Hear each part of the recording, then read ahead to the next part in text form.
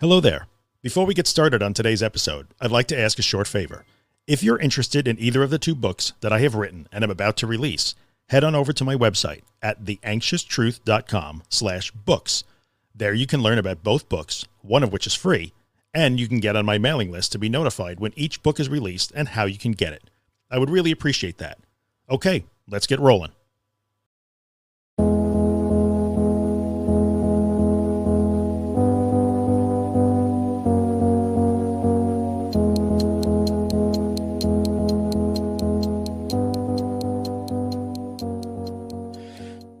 Recording? We are recording. Okay, we are back. Guess who's back? We're back. Drew here, thatanxietyguy.com, joined once again by my good friend, Mr. Billy Wiz. Billy Cross. Yes. What's going on, Bill? I'm good, man. I'm good. It's good to be back. How long has it been? It's been over a year, I think. Long overdue. It's possible that the last time we did this was a year. It's possible. Yeah. Well, we did the 20 episodes in the 101 series, and we've discussed like bringing something else to the front. So tell the people what we're going to do, man. Tell the people what we're going to do today. Okay, so here's what we think we're going to do. Let me get to these stupid glasses. I'm going to put them on and off because I can't read without them. But anyway, so what we're going to do is we're sort of going to just continue the 101 series, but we're going to do How Do I? This will be our How Do I series. So as opposed to just talking about concepts, which we talked a lot about in the last series, right? We will talk about like the nuts and bolts of how to actually do things. How do I start driving? How do I learn to be home alone? How do I go back to work? We'll have a whole series of these. I think we want people to suggest topics as we go. So this one, we're going to cover the how do I start driving again?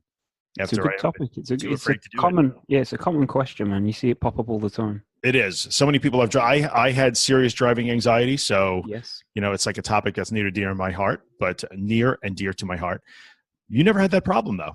I've got. Do you want me to go with my point that I've been thinking? I think let's start with your unique view on this. So it's a really strange one because I can picture like 3 major panic attacks that I've had driving. Okay. In the past, like coming up to a roundabout here in the UK, I was going on holiday, came up to a roundabout, full-blown panic, couldn't breathe. It was really sunny. Yeah. And the heat in the car was just making me. So I took a detour, pulled over, just sat there, rode it out like there was nothing I could do. I was 100 miles from home. Yeah. So I had that panic attack, and then I've had it in the past again. Why can I drive anywhere? That's my question to you. Like, why? I've had a panic attack in a supermarket, freaked me out. Don't want to go in a supermarket anymore. Right.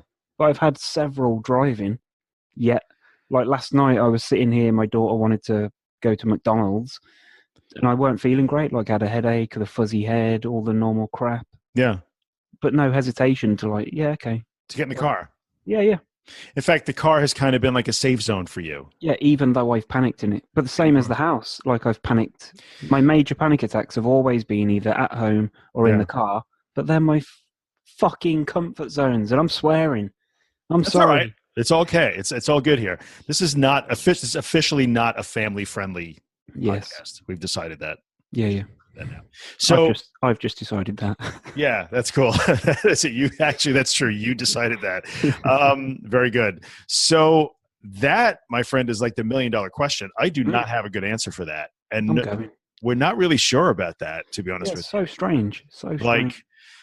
I think the other night when you were live streaming and Josh was on, your son was on, and, I think you mentioned something about that. I was sort of half listening at the time, and you said, something about that. You wanted to ask about that. How come some people have panic attacks but never wind up? Oh, it was because he's had a couple of panic attacks. But no disorder. He's actually here in the US right now, even as we speak. No, he's leaving tomorrow night. Oh, okay. Early hours of Monday.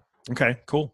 But so how come and there are literally millions and millions and millions of people in the world who have panic attacks and have had them, but it just doesn't develop into anything. They're one-off events. So what is the mechanism that made you have panic attacks in the car and you treat them as one-off events, yet the car is a safe zone for you?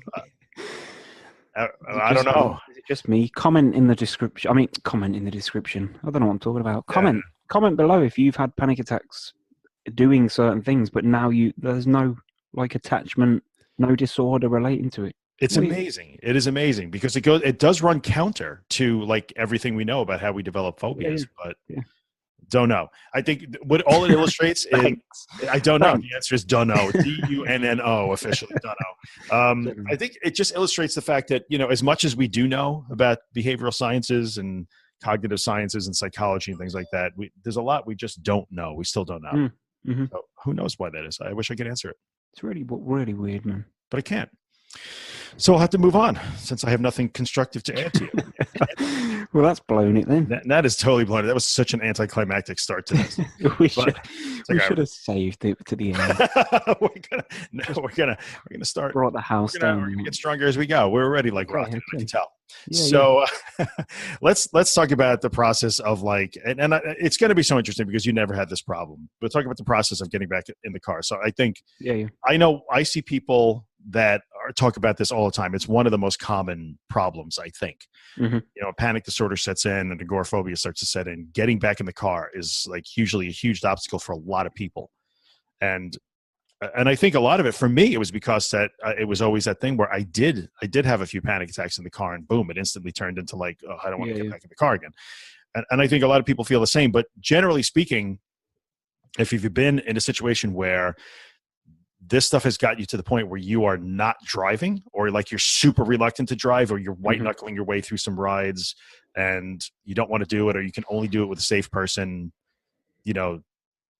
it all comes back to the same thing. And the same thing is like, you're just afraid of how you're going to feel. Like the car isn't the problem, right? It's how you're going to feel. So, places that you had a hard time going to, was it really walking to the town center, past the tennis courts and over that bridge in the red coat? It wasn't the bridge, right? No, it was nothing. It was in here. Right. So it's not the car that you're afraid of. It's not the highway you're afraid of. It's the way you feel when you're in it, or the way you think you're going to feel, usually. Bingo. That's exactly it. So it's the way you feel. You're anticipating how you're going to feel. So, and it manifests in a lot of different ways. So you were talking the other day about driving on the motorway when we were talking, call it a highway or freeway, whatever. But some people I know have a hard they can kind of manage. Some people can't get in the car at all. Some people get in the car and go just about anywhere as long as they have someone with them. Some people can only do local roads right around their homes. Yeah. Some people can go pretty far, but never on the motorway or the freeway. So it comes in all different forms, but it's always because, either you're afraid of how you're going to feel in the car and you're anticipating how you might feel. I guess it's the escape thing, isn't it? You would think it's the escape, like especially with the motorway, because once you're on a highway, a motorway, you've got to wait till the next junction. So that's as soon as you join. I could relate to that. Like in my very early days when I didn't even know what panic attacks were, my fear was like, well, what if I'm between exits on the Long Island Expressway, what help is there? I think we fall into two categories. One is you just don't want to feel that way, right? No matter what, help or otherwise. And the second thing is, what if I need help? And that's tough. And I've also seen a bunch of people, and this might get me a little bit. It's not a sexist thing. It just is. It's always women that say this. Women drivers. Well, no. That was that guy said that. Not me. No, a lot of women usually comment that they're always. What makes it worse is having their kids in the car, because many times traditionally, whatever, maybe the women who are kind of ferrying the kids around, and they're a little nervous about driving around with the kids in the car. They don't. Either it makes them more anxious, or they don't want the kids to see them in a panic, or they're afraid for the safety if they lose. I was going to say there's so many different aspects of it. It can be, like it's mad when you think about it. It's kind of crazy. So I think this is the way I think we should approach this. Like I could just talk for the next 15 minutes about how I got over it, but I think the better way to do it is how about we talk about how you pick something from way back when, like going to your local shop. I remember that. And how you rebuilt that, because how you rebuilt walking to your local shop is exactly how you rebuild driving. Well, it was a case of stepping out the door. I don't know whether I'm trying to think back, because it was so many years ago. It was a while ago. Did the first time that I ever tried to do it, did I make it all the way to the shop? And I'm pretty sure that I did. I'm pretty sure that I don't remember if you did or you didn't, because there was a bunch of things. The post box, the local shop. The post box was the big one. Was the post box was the bigger one? We can use that. That's fine.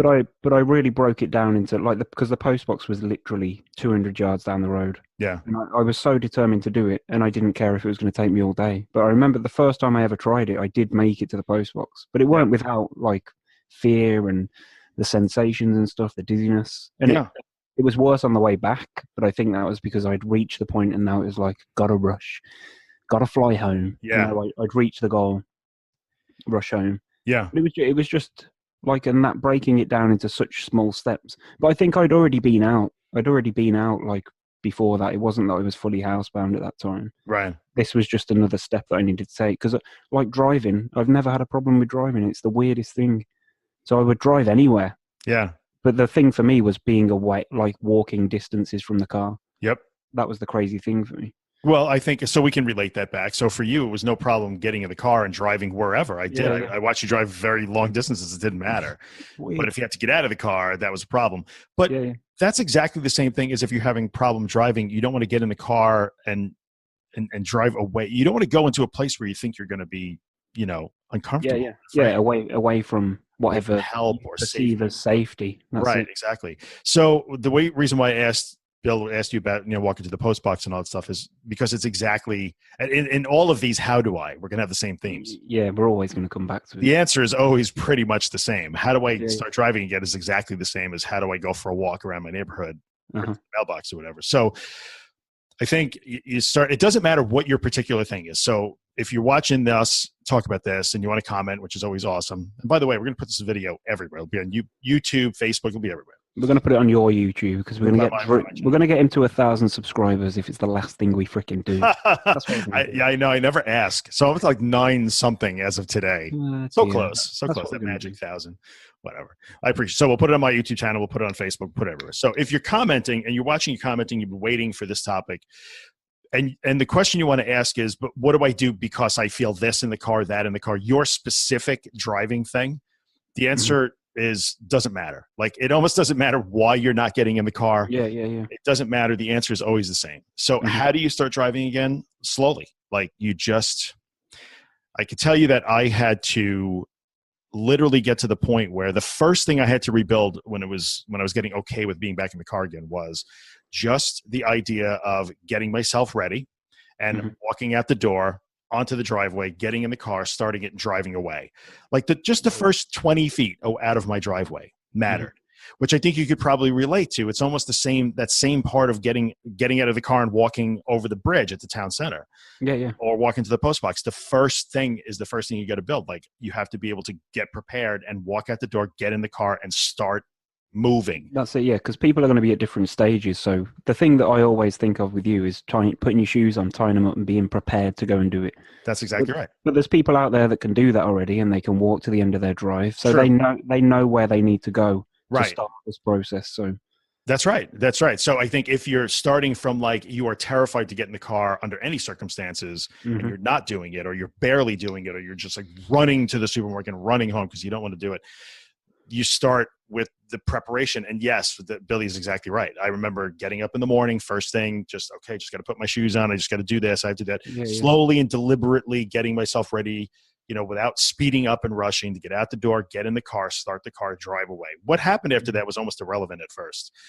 Just getting comfortable with the idea of knowing that I was going to get in the car and drive by myself, getting in the car, starting it, driving away. So if that's where you are, you have to start there. Like you literally have to just practice that as often as you can. Get yourself prepared, get yourself in the car, start it, drive away. I don't care if you drive to the end of your street, turn around and come home. That's it. Go back in and take your coat off and then do it again and again and again and again until for me, I felt like I had to start from a place where like, if I start every single drive at like level 8 panic, that's I'm doomed. So I got it to the point where just getting in the car and driving was nothing then. It was like, that I can easily do. But now what happens? That's what I said with mine. So I did it till I got bored. I did the postbox walk until there was just nothing anymore. And then you can build on that. So, if you're okay getting in the car, but your problem is driving on the highway or, the motorway or driving on, so somebody in the group mentioned their problems. They've kind of pretty much got their whole town covered. It's good. Yeah. But I remember who it was that said, the issue was now getting onto the country roads, I guess, between one town and another, if you live in a rural area.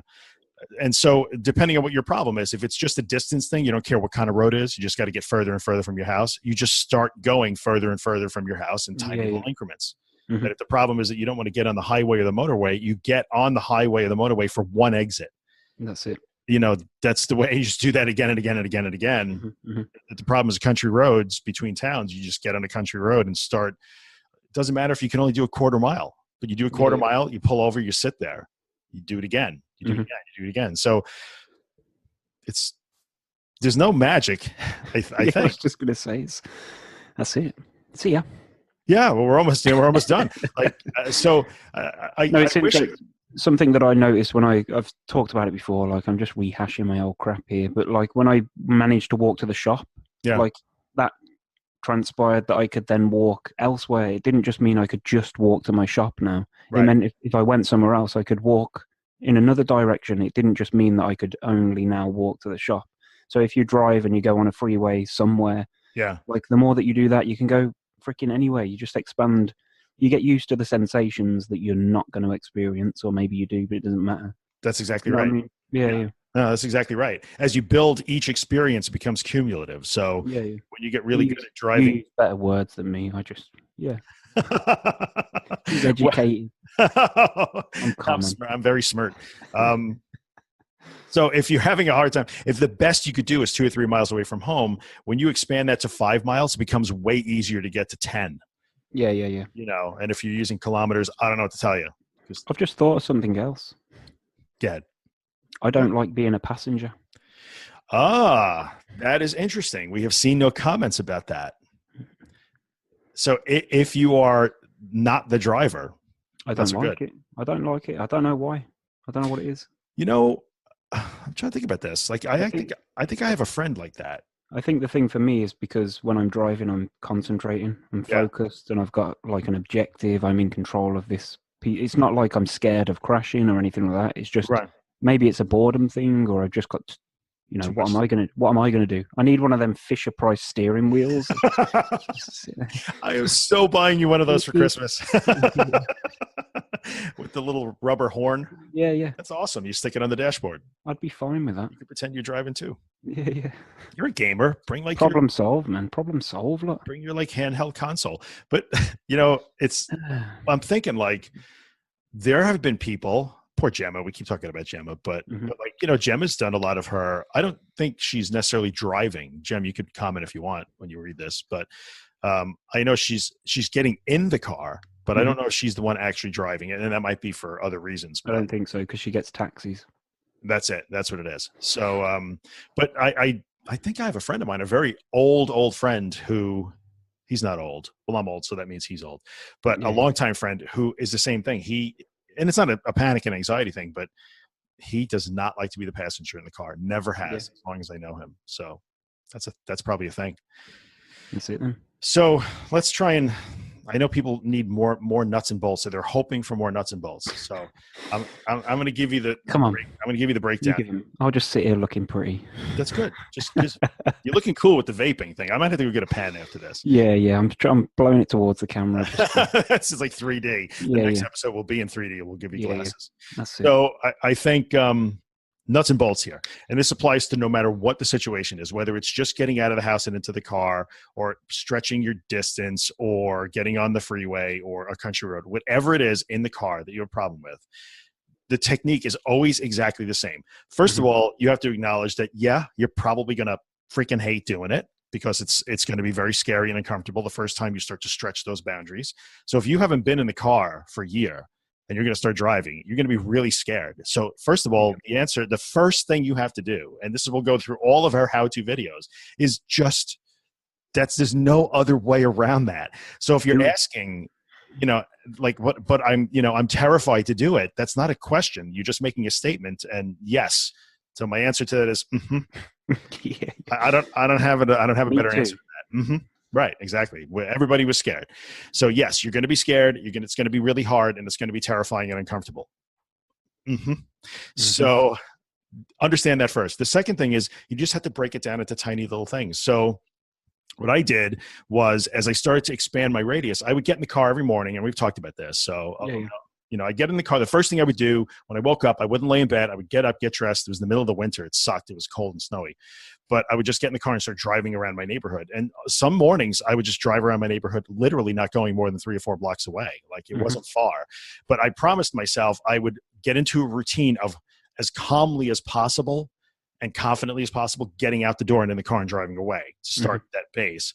And then I would just drive, not for distance, but for time. And if I got in the car, drove away, and I gauge my anxiety at a level 7, for instance, out of 10, I would say, okay, I'm not going to end this until it's a 5. It didn't have to go away. I would just, until I'm starting to, feel better, then I would end it. And that would start taking, within that little 2, 3, 4, 5 block radius, that started taking shorter and shorter time. So I would just get in the car, drive away, and find myself 3, 4 blocks away. And like, I could feel, okay, this is now normal. And that was my cue to say, now I have to start driving further. And then I would just add another half a mile. And the first time I'd break out of that little radius and, make that right turn and go down a road that, I normally didn't go down, it would be like, boom, the anxiety would spike right up, or I might panic a little bit. And I would just say, okay, well, now I just have to drive this road. I remember seeing your videos, and then you started working on stop signs and doing a right turn, or Yep. right turn. I don't even. No, it was true. It was. You really broke it down. Yeah, it was truly as boring and mundane as that. There was no the sky didn't open in one day. It's like I faced it and accepted it, and bam, I was driving all over the place. That wasn't the way it was. I literally said, okay, now I'm going to drive down this street. I'm going to do the all 1.5 miles down to. There's a main road that I live by. It's pretty big. It's like three lanes each direction, and with a median and the whole 9 yards. And that's about a mile and a half or so from my house. And I would get to that. And now it was the moment of truth. So if I turned one way, I had a faster path home. If I turned the other way, I remember that, I was committed to a much longer drive. And I'm going to say it took me a few weeks to get to the point where I would get to that light, that traffic signal, and have to make that decision. And okay, I'm going to go right. And it was a right turn. Like, uh-oh, here we go. Because the right turn was a longer way home. And it was also heading toward, another problem spot for me, which was heading to my own office, which was only 3 miles away. I think the important takeaway there is that you just said it took you a few weeks to get to that point. It did. I think people expect too much, don't they? That's what I see from, they go and do one thing, think, okay, I didn't freak out. And then they'll go try something else. And then it just becomes a motivation thing when you just, you have a bad experience and you think, this ain't working for me. Right. What happened? I was doing so great. You hear people say it, or they do that thing like, well, I decided to accept it. I'm accepting my anxiety. So why do I still feel badly? Like, well, that means you didn't really accept it, because accept it, you have to feel badly. And yes, the time frame. Like I was up and out every morning driving, and as often as I could during the day. Like I would repeat that over and over and over. So you just have to take little tiny steps. Pick the next thing that's making you nervous or anxious, and then now you're going to have to do that. So basically you build a skill that you could do without any problem for the most part, without being afraid or anticipating or be anxious. And the bad news is, unless you can live your life with just that one little thing, like I could drive 2 miles and home. If you're okay with that, you're done. But if you really want to keep going and live life, the way you really want to do it, you're going to have to say, well, now I'm really comfortable with this. Now I'm going to have to go be uncomfortable again and go further, or get on the freeway, or go to down that country road. But you're doing it in small little things. It doesn't mean, if you're afraid to get on the freeway, it doesn't mean that you get on the freeway and drive 100 miles, 60 kilometers on the freeway. You don't do that. With you the drive roof down. Right.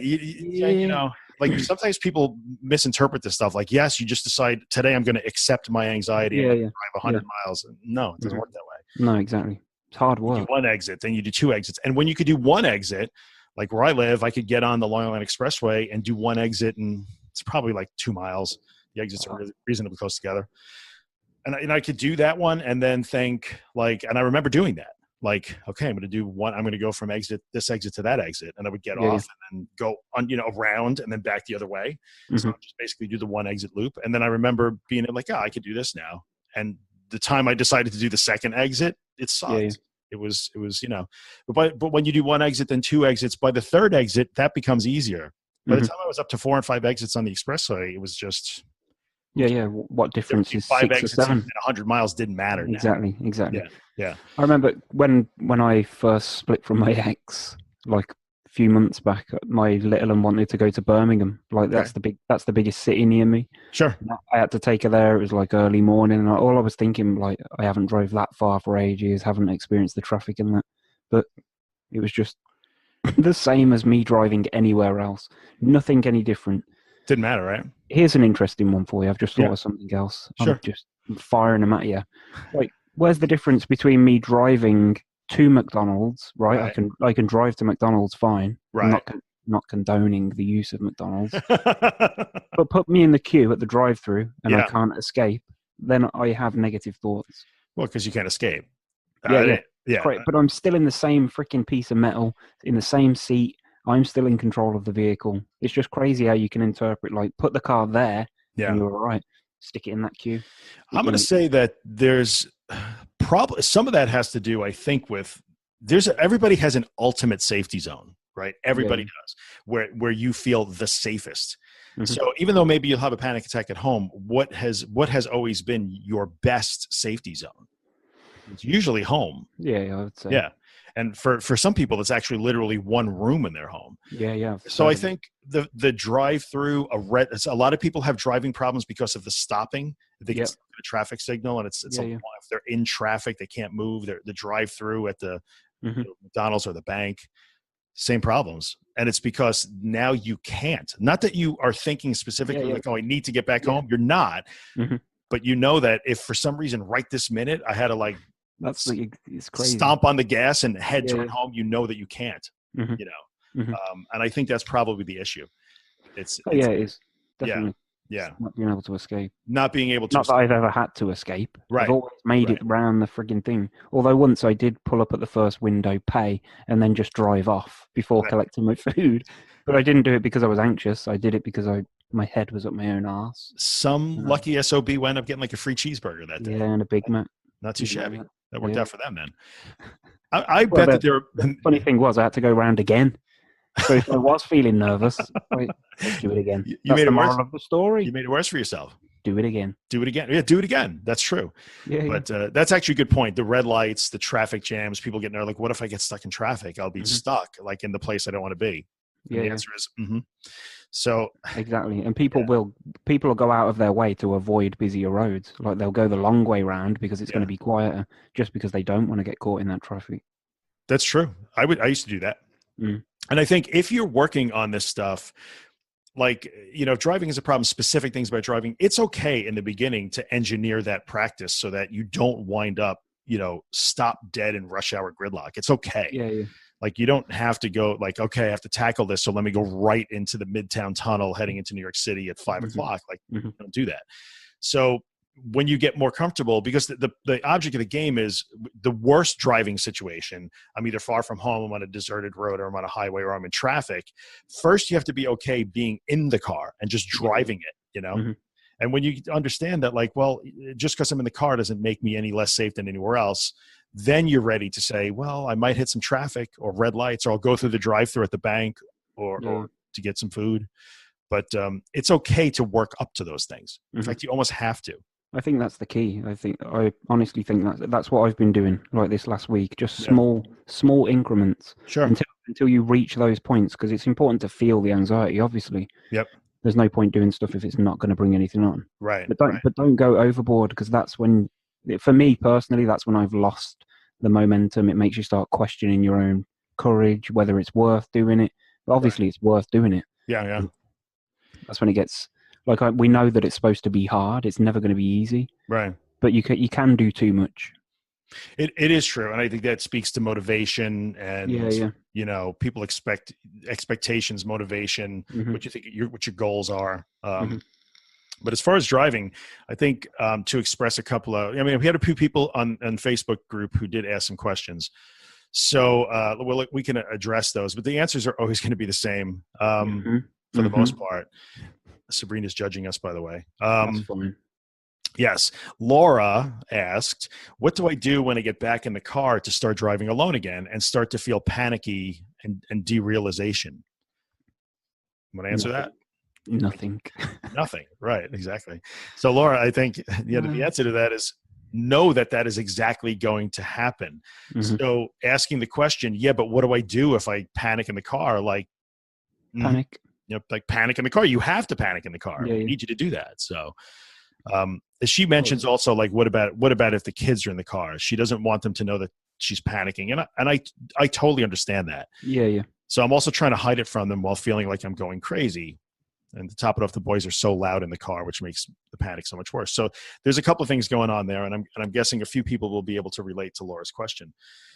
So first of all, what happens? What do? You do nothing. You just, if you have to pull over, right? That's just what I was going to say. Yeah. I've done that in the past. Yeah. You got to be safe. So it's okay. So, and that's, if you're at the point where just the act of getting in the car by yourself is going to send you into a panic, well, don't jump on the freeway. Like, just keep it local, on lightly trafficked roads, so that when you panic or you start to feel that, you can just pull over and let it be. But what I said earlier, where I used to go out and drive until I could feel my anxiety subside, and I would have all of those symptoms. But the worst one was the derealization and that feeling of being just slightly dizzy. But I had to realize, like, I'm not really dizzy here. If I was dizzy, I wouldn't have drove the car. Of course, I'm not silly. But understanding what it really was, and I would have to just let those be there, until they would start to go away. So what do? Pull over if you have to. If you're able to, and you have to judge that, just keep driving. Just keep it slow and deliberate, and don't go into like high speed mode, and you're doing the same things that you would if you're having a panic attack in the supermarket. No, oh my God, no what if, no inner dialogue, none of those things. You just have to kind of just let them happen and do it while you're in the car. Yeah. I've done that on the motorway, where I've just slowed down because I can feel myself getting edgy. So just slow down, chill. Sure. There's no harm in that. It's a race. You don't have to get where you're going really fast. Yeah. And as far as hiding it from the kids when you're driving, I think that what happens, a lot of people ask, when the kids are in the car, well, what if something bad happens to me and I crash and something happens to my kids? Well, nothing bad ever happens, right? So you never pass out. You never go crazy. You never lose your mind. You never have a heart attack. You never have a stroke. You never have those things happen. So I would think, if you're at the stage where, so they're asking the question, what if I have a panic attack in the car and something happens to my kids? That's not a question you should really be asking. Yeah. You're still believing that something bad is going to happen because of anxiety. Nothing's going to happen to the kids if you have a panic attack. That's exactly true. I mean, I have panic in front of my kids. I've had it ever happen in the car. I think it may have happened in the car. But two things, like, number one, and you always have the ability to pull over. But again, maybe work on this stuff without the kids in the car initially. If you're going to have 5-alarm panic in the car, then have it. Just, if you possibly can, just do it alone. Yeah. But that means if you have to get up a little earlier, or you got to enlist the aid of your husband or your partner, whoever it is, Laura, or whoever's talking and, was watching, take care of the kids, so that you can drive alone every single day for a few minutes just to get better at that, then that's kind of what you're going to have to try to do. But if it is having the kids in the car that's maybe assisting the triggering of it, then just do it, start the process again, but just keep it local again. Don't be going to try and... That's exactly right. So if it's just being in the car freaks you out, you got to be in the car alone first to freak out, and then you got to add the kids into the equation. And like Billy said, just then scale it back, keep it local again. That you can't, there's no way, look, it is what it is. We have to do this work to situate. Laura, you're in that situation. You can't imagine, you can't snap your fingers and get out of it. So unfortunately, the kids are going to have to be involved at some point. There's no quick fix. No. And I think even if they do, to address the thing of what if they see, I don't want them to see me panicking. I would almost suggest that everybody, maybe not while driving, because that's not always safe, but we've talked about this before. Did you ever look at your old videos when you're in a panic or really high anxiety? Oh, yes. And look back and say, okay, well, I could see that I was tugging on my ear. I was doing this, but otherwise I don't look like I'm crazy. Yeah. I mean, you never looked. Look at last week's live stream. Like, I was freaking out big time. Who would know? Nobody. I mean, we might know because that's what the topic is. But if I hadn't have said anything, nobody would have known, I don't think. No, probably would have never known. So I think that's that thing where, we're overestimating what a panic attack looks like to the outside world. It doesn't look like that at all. I mean, unless you're literally just dropped to your knees and you're screaming bloody murder. Well, it makes me smile when you're doing your walking, when you're out walking, you're doing a live and somebody says, what would you do if you had a panic attack now? And you always say, you don't know that I'm not. Oh yeah, that was just recently. I was in. I was on that little hike, and I could be panicking right now. Right. I would just do exactly what I'm doing now. I might be. I might be panicking right this minute. You don't know that. Exactly. So I think the kids are not gonna. You have to get over that too. You're giving again. That's catastrophizing. You're thinking, this is going to look horrible. I'm going to be out of control, and that's not really the way it is. And the odds are the kids aren't even going to know that you're in a panic. So you're all good. The fact that the kids are loud, you just have to desensitize yourself to that. There's no good way around that. You just got to work. So let's take another one real quick. So, well, Molly asked a different question. This is a different Laura. Let's go back to Molly's question because it's not really a driving question, but related. So Laura, a different Laura, who asked, I'd love to hear advice on breaking the habit of avoidance. We could talk about this in every video. Relating it to driving. The psychology that has me planning recovery, and the next thing you know, I'm renovating the bathroom. Which is kind of brilliant in a way that she recognizes that. Yeah. You want to take that one? Have you found yourself ever doing that? Of course. Avoiding. I'm the master of avoidance. That's what this is all about, in a way. Like it really is. It really is. Yeah. The more you avoid, the more you reinforce that you're in danger. Right. Sound like me, dude. Sorry. I've been watching too many of you. So it's okay. That's true, though. It's exactly true. So, Laura, like avoidance is the key to everything. Like that's how agoraphobia happens too. You avoid one thing, and then another thing, and then another thing, and another thing, and next thing you're avoiding everything, and you're stuck. And the problem then becomes that you just anticipate stuff so much more. Right. That's what I've been doing. Like the 2 walks that I've done last week, I didn't really anticipate them that much, but I've been avoiding doing them. So it just made it more of an issue than it actually was. And me going and doing it and filming it and nothing happening, proved that it was more of an issue in my head than it actually was me going and doing the fucking stuff. Yeah. So how do you get around that? I mean, we're talking about driving in this one, but this applies to driving and everything else. Breaking the habit of avoidance. I don't have a good magic trick to do it. You just have to decide, today I'm going to do it. It's good that you understand what you're doing, but that's a question that almost anybody, whether they're dealing with panic and anxiety, can ask themselves almost anytime. That's a discipline and a decision-making. Like, I need to whatever. I need to do my homework, but I really want to play Xbox instead. Like, people deal with that. So you just have to decide, like, this is going to suck, but I'm going to do what I need to do. I'm going to get in the car and start working on this stuff. So Laura, that's the best answer I think we can give you. And the last one was Molly. Sorry. It's okay. You do what you got to do. Kids. That's crazy. But incidentally, she wants me to go and pick her up, which means I've got to go in the car. But it means I've got to go to the fuel station first because I haven't got any. Coincidentally, I have to get in the car. Brilliant. You're not worried about that, though? You worried about the fuel station? It's not too bad. It's not as much of an issue now because I have to do it. That's a big difference for me now, you see. Whereas before, when I was with I could get out of doing stuff, whereas now, it's all on me. But it's a good thing. It's a good thing. And so it's forced you to do that, and now it's not that big. No more avoidance. Yeah, right. You were forced to not avoid. Yeah. I get it. So Molly says, how do I go to the doctors without freaking out? I have health anxiety. I do not avoid them, but when I go, I'm really nervous for a good week before I'm even there. So I'm going to say that this is a question about anticipation, which is just like avoidance. Anticipation and avoidance are the same, really like almost the same issue. Yeah. Right. So you know that you have to do something, whether it's getting in the car and starting to like practice driving again or going to the doctors or whatever it is that is problematic for you. And you think about it and you think about it and you try and predict the future. It's going to be terrible. I'm going to panic. I'm going to do this. Right. This is going to happen. I'm going to pass out. I'm going to whatever. And so you're scared about it before you even do it. And then you don't do it. So that's anticipation leads to avoidance. The best answer I have for that and that question, Molly, is you have to learn. That's the cognitive part of this. Like, it's not all exposure. There's also, you have to work on being able to, disengage that inner dialogue and just let thoughts come and go. And, I did the meditation thing with Susan. I'll be working on that. That helps. It's a skill. And there's that, you have to learn that skill of being able to like dismiss those irrational thoughts and understand like, well, right now I'm worried about going. So Molly, for instance, just go to the doctor, say next week, she's already freaking out over it. You have to be able to say like, I'm freaking out over going to a doctor appointment next week. That is not here. Like the only moment you actually have is the one you have right now. Yeah. So there's mindfulness, there's mental focus, there's the ability to understand what those thoughts are and say, well, this is one of those thoughts that is problematic for me. So I need to either replace it, challenge it, take it down, be more mindful. There's a million different things that go into that. Just had to do a little selective editing. Apologies. It's okay. It happens. No big deal.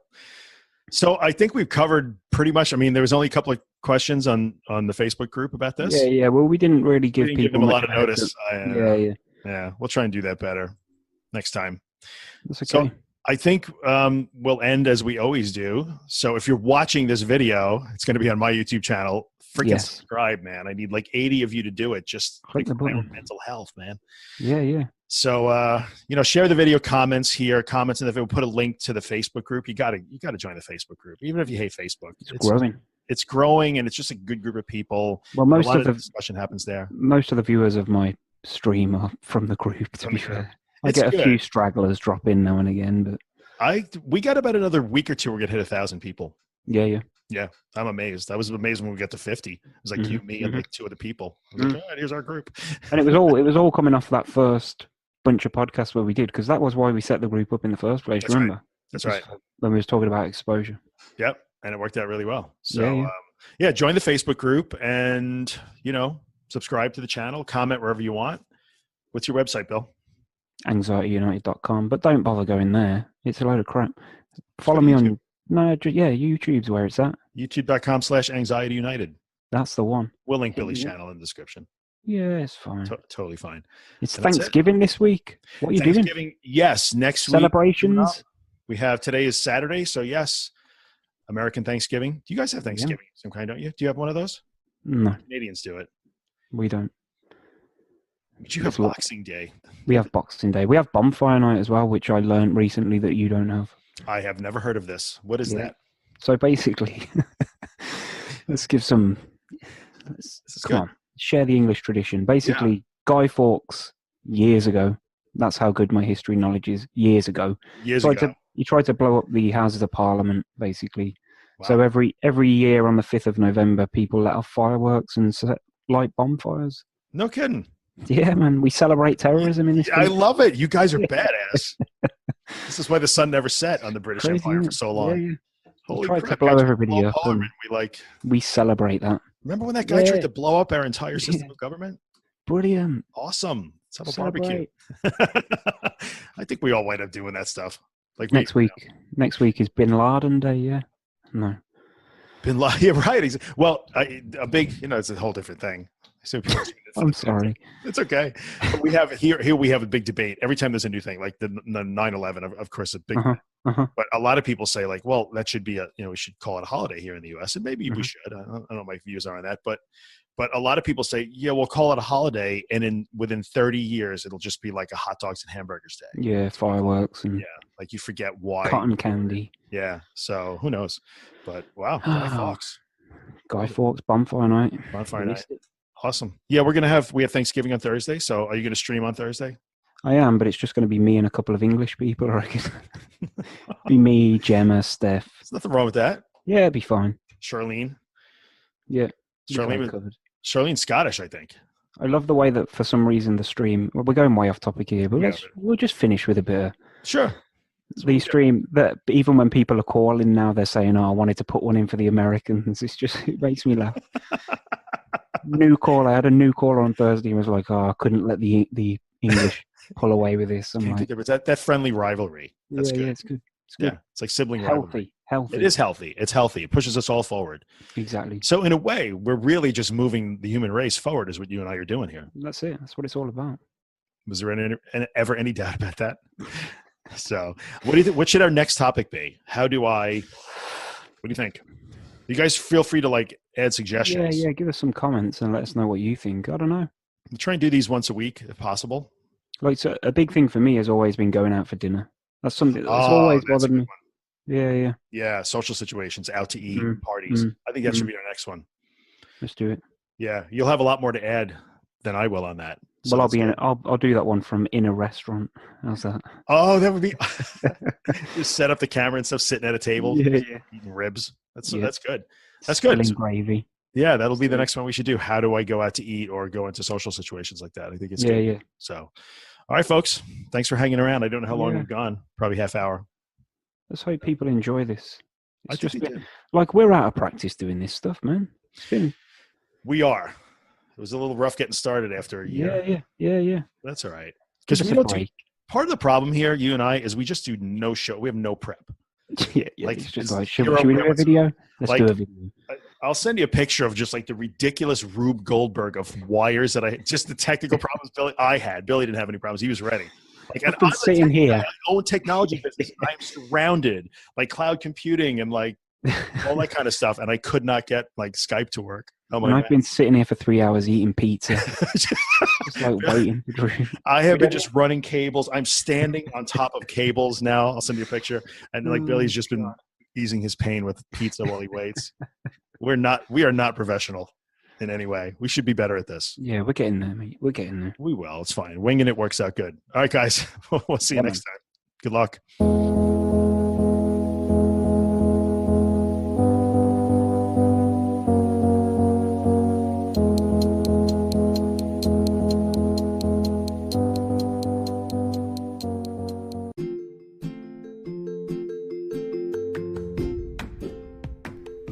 Hey, what's up, guys? Drew here. In the 5 years that I've done the podcast, I've never had a sponsor. But now it's time for me to put in a little plug for the day job, the business that I own. And that business is managed WordPress hosting. So if you have a website and it runs WordPress, and you'd like WordPress hosting that makes WordPress faster, more secure, and way easier than you ever imagined it would be, then check out Helix. You can find us online at imhelix.com. That's IAMHELIX.com. We took a long time to build Helix. I'm super proud of it. It works spectacularly. We take really good care of our customers, and I promise we would take really good care of you too. So if you're in the market for WordPress hosting that will blow your mind, check out Helix. I would appreciate the consideration. I thank you for coming by and listening, and I'll see you the next time.